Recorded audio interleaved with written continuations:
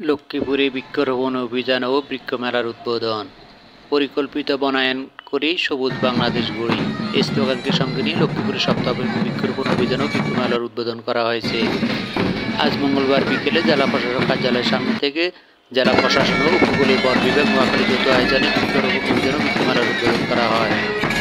জেলা কালেক্টর ভবন প্রাঙ্গণ থেকে র্যালি শুরু হয়ে গুরুত্বপূর্ণ সড়ক প্রদক্ষিণ শেষে আলোচনা সভায় মিলিত হয়। আলোচনা শুরুর পূর্বে ফিতা কেটে এবং বেলুন উড়িয়ে মেলার শুভ উদ্বোধন ঘোষণা করেন জেলা প্রশাসক রাজীব কুমার সরকার। মেলা প্রায় 28টি স্টলে ফলজ, বনজ এবং ওষুধি গাছ প্রদর্শন করা হয়। বিভাগীয় বন কর্মকর্তা মোহাম্মদ আবু ইউসুফের সভাপতিত্বে অনুষ্ঠানে বিশেষ অতিথি ছিলেন অতিরিক্ত পুলিশ সুপার রায়হান কাজেমি, অতিরিক্ত জেলা প্রশাসক সার্বিক সম্রাট কিসা, সদর উপজেলা নির্বাহী কর্মকর্তা জামশেদ আলম রানা, সহকারী বন সংরক্ষক মিঠুন চন্দ্র দাস। আলোচনা সভা শেষে গাছের চারা বিতরণ করা হয়।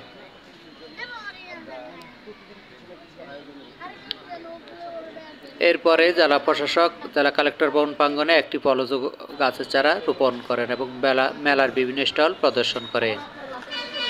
Rabiul Islam Khan, desk report, Lakshmipur.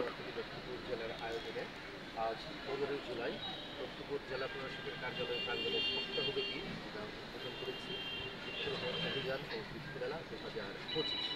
আজকে এটির উদ্বোধন হয়েছে একটি বর্ণাঢ্য র্যালির মধ্য দিয়ে।